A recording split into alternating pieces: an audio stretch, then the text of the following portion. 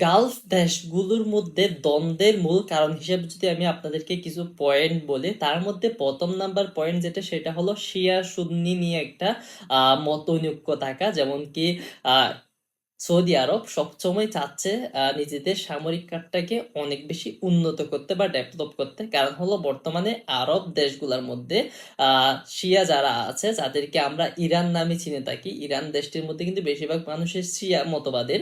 So তারা হলো নিজেদেরকে অনেক দূর এগিয়ে নিয়ে গেছে, তারা এখন অনেক শক্তিশালী। সেজন্য সৌদি আরবও চাচ্ছে হলো তাদেরকে টেক্কা দেওয়ার জন্য নিজেকে আরো বেশি স্ট্রং করে তুলতে। সে কারণেই সৌদি আরব আমেরিকার সাথে ভালো একটা বন্ধুত্বপূর্ণ সম্পর্ক রেখে তাদের কাছ থেকে প্রতিনিয়ত অস্ত্র কিনতে আছে বা তাদের সামরিক কাঠটাকে অনেক বেশি ডেভেলপ করা ট্রাই করতেছে। দ্বিতীয় নাম্বার যে সমস্যাটা আমরা দেখতে পাই, সেটা হলো তেল ও গ্যাসের নিয়ন্ত্রণ নিয়ে।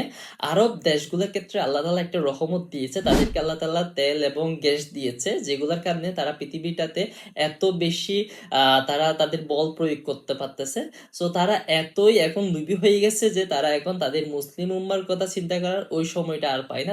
তারা একে অপরকে কিভাবে দমিয়ে রেখে তেলের বাজারে বা গ্যাসের বাজারে কিভাবে প্রভাব বিস্তার করা যায় সেই সব বিষয় নিয়ে তারা ব্যস্ত হয়ে গেছে।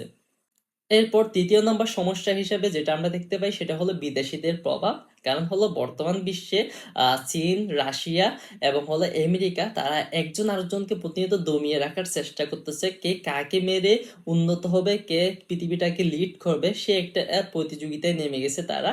যার কারণে এখন তারা তাদের পার্টনার ভাগ করে ফেলতেছে যে কার পক্ষে কে থাকবে। সেই কারণেও দেখা যাচ্ছে যে আরব দেশগুলোর মধ্যে প্রতিনিয়ত বিভাজনের সৃষ্টি হচ্ছে বা বিভিন্ন উস্কানিমূলক কথাবার্তার কারণে একজন আরেকজনের শত্রু হয়ে দাঁড়াচ্ছে।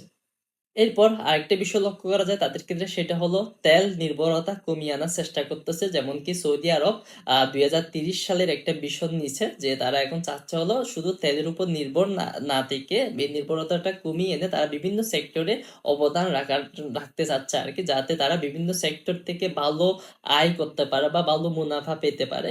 তো সেই লক্ষ্য নিয়েও তারা আসলে একটা প্রতিযোগিতায় নেমে গেছে বলা যায়। এজন্য তারা এখন তাদের হালাল হারামের সব বিষয় বাদ দিয়ে তারা এখন পশ্চিমা পাশ্চাত্যের গোলামি করতেছে, যাতে তারা সেসব সেক্টরে ভালো একটা অবদান রাখতে পারে। তার উদাহরণ হিসেবে যদি আমি আপনাদেরকে বলি, যেমন কি এখন দেখবেন নাচ গানের ক্ষেত্রে সৌদি আরব কনসার্টের ক্ষেত্রে বা বিভিন্ন ক্লাবের ক্ষেত্রে অনেক বেশি মানে আগের তুলনায় অনেক বেশি বাড়িয়ে ফেলছে এগুলা। এরপর হলো ফুটবল খেলার ক্ষেত্রে দেখবেন যে বিভিন্ন নামি দামি খ্রিস্টান প্লেয়ারদেরকে কিনে আনা হচ্ছে, যাতে তারা সেসব সেক্টরে মানুষের ইন্টারেস্ট আনতে পারে।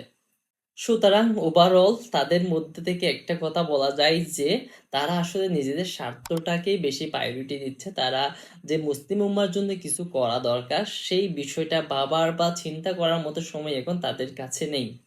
সূরা হুজরাতের 10 নম্বর আয়াত আল্লাহ তাআলা বলেন, নিশ্চয় মুমিনগণ হলো পরস্পরের ভাই। এই আয়াতের মাধ্যমে কিন্তু আল্লাহ তাআলা আমাদেরকে কিছু শিক্ষা দিয়েছেন যে ভ্রাতৃত্ববোধের একটা বিষয় এখানে ফুটে ওঠে। এরপর হলো একজন অপরজনকে সাহায্য করার যে একটা আহ গুণ আজ থাকা দরকার, সেই বিষয়টা নিয়ে কিন্তু আল্লাহ তাআলা এই আয়াতে কথা বলছেন। কিন্তু প্রকৃতপক্ষে আমরা বিশ্বের ক্ষেত্রে বা আমরা মুসলমানদের ক্ষেত্রে আমরা সেই সব বিষয় লক্ষ্য করি না।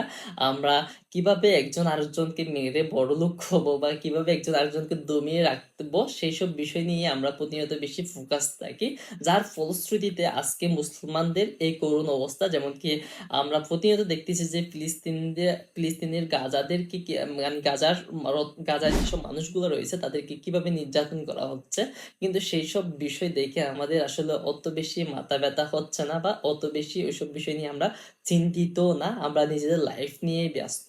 সো এগুলা দেখলেই বোঝা যায় যে আমাদের মুসলিমরা আসলে কোন অবস্থায় আছে বা আমাদের ভবিষ্যৎটা আসলে কোন দিকে যাচ্ছে। আমরা নিজেদেরকে প্রতিহিংসার রাজনীতিতে ব্যস্ত রেখেছি, যার কারণে আমরা মুসলমানদের কোনো অবদান বর্তমানে আমরা দেখতে পাই না। কিন্তু মুসলিমদের একসময় অনেক সোনালী যুগ ছিল, তখন মুসলিমরা পুরা পৃথিবীটাকে শাসন করতো। কিন্তু সেই সময়টা আমরা এখন আর দেখতে পাই না, আমরা এখন পাশ্চাত্যের গোলামি করতেই ব্যস্ত। সো আজকের ভিডিওটা এতটুকু পর্যন্তই। আজকের ভিডিওতে আমি অত বেশি রিসার্চ বা স্ক্রিপ্টেড ছিল না, যার ফলশ্রুতিতে আমি হয়তো আপনাদেরকে অত বেশি কিছু জানাতে পারিনি।